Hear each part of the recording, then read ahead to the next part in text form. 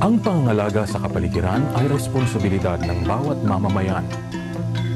Ang hangin ay buhay at ang hangin ay para sa lahat. Tayong lahat ay may karapatan sa malinis na hangin. Mula nang isinabatas ang Republic Act 8749 o ang Clean Air Act, siniguro na ng ating pamahalaang nasyonal at lokal ang pangangalaga at pagtataguyod sa karapatang ito. Maging ang pribadong sektor ay kasama rin dito.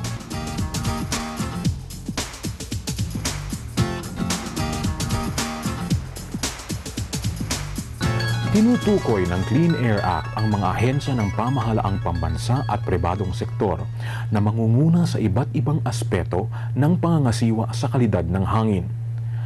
Pinangungunahan ng Department of Environment and Natural Resources o DENR ang mga gawain para sa pagbabawas ng polusyon at sa pagpapatupad ng Clean Air Act.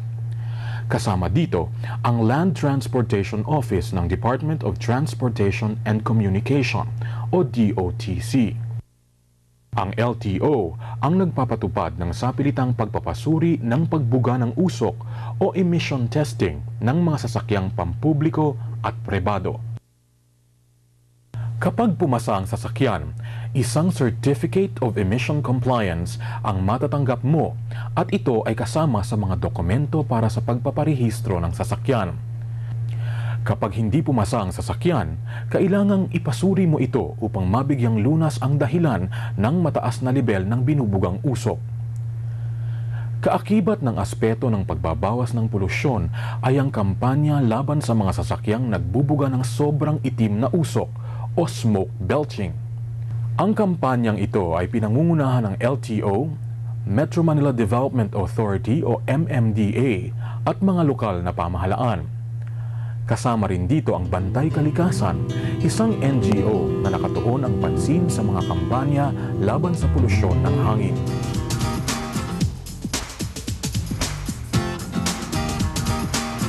Kasama sa Clean Air Act ang pagtatalaga at akreditasyon ng mga emission testing centers bilang negosyo. Maaaring dito magpasuri sa lebel ng pagbuga ng usok at iba pang emisyon na galing sa tambutso ng sasakyan. Nangunguna ang Department of Trade and Industry o DTI sa pagbibigay ng akreditasyon. Ang mga may-ari ng mga emission testing centers na ito ay sumusuporta sa layunin ng Clean Air Act at sa kampanya laban sa polusyon. Pwedeng magbigay ng Certificate of Emission Compliance ang private emission testing centers basta pumasa ang sasakyan sa emission test. Kung tungkol naman sa pagbabawas ng emisyon mula sa paggamit ng sasakyan at ang mga teknolohiya na makatutulong sa pagbawas nito, ang mga ahensyang DENR, DOTC, DTI, DOST at Department of Energy o DOE at mga kumpanyang gumagawa ng mga sasakyan ang nangunguna dito.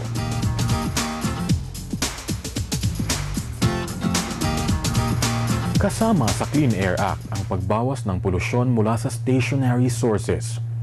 Dito nangunguna ang Environmental Management Bureau o EMB ng DENR. Para sa reklamong legal na isasampa laban sa mga lumalabag sa Clean Air Act, ang Pollution Adjudication Board na pinamumunuan ng DENR ang nakatutok dito.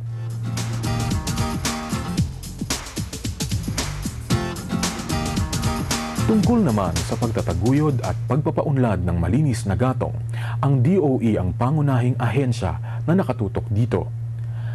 Nakasulat sa Clean Air Act na itatalaga ng DOE at DENR ang mga spesipikasyon para sa panggatong at mga produktong may kinalaman dito. Ito ay sa pakikipag-ugnayan sa Bureau of Product Standards ng DTI, DOST, mga kumpanya ng langis at sasakyan, mga universidad at mga mamamayan. Kasama rin dito ang paggamit ng mga panggatong na alternatibo tulad ng natural gas.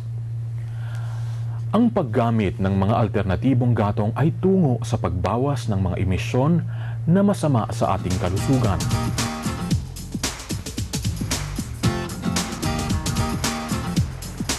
Ang Department of Health o DOH ay nagsasagawa ng pagmomonitor ng kalusugang pampubliko. Inililista rito ang mga karamdaman na sanhi ng polusyon at emisyon. Ang mga datos mula rito ay ginagamit sa pagtukoy ng mga estratehiya sa pangangalaga ng kalusugan ng sambayanan laban sa mga sakit na bunga ng polusyon. Ang ating mga pamahalaang lokal sa pangunguna ng Department of Interior and Local Government o DILG ay masugid sa pangangasiwa at pagmimintina ng kalidad ng hangin sa kani-kanilang pamayanan. Kailangang ipatupad sa lebel na lokal ang pagbabawal sa paninigarilyo sa mga lugar na pampubliko.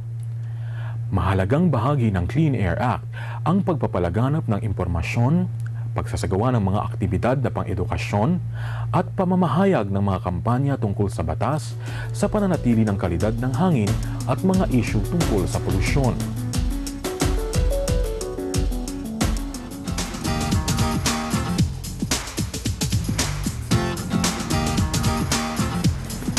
Sa implementasyon ng Clean Air Act, mahalaga ang papel ng bawat sektor ng ating lipunan. Ang Partnership for Clean Air o PCA ay nagsisilbing tagapag-ugnay ng mga gawain tungo sa pag-angat ng lebel ng kamalayan tungkol sa pangangalaga sa kalidad ng hangin.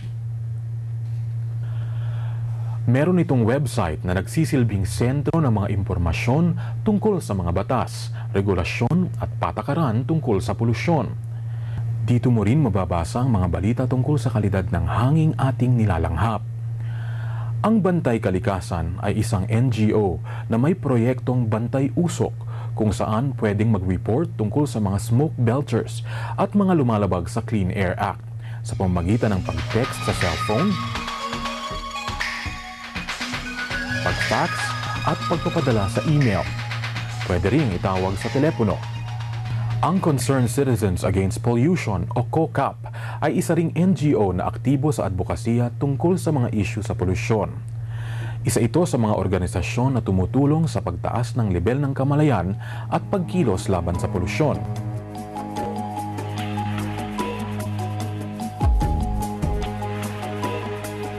Hindi lamang mga ahensya at NGO ang kasama sa gawaing pagpapalaganap ng kamalayan at kaalaman tungkol sa polusyon at kalidad ng hangin.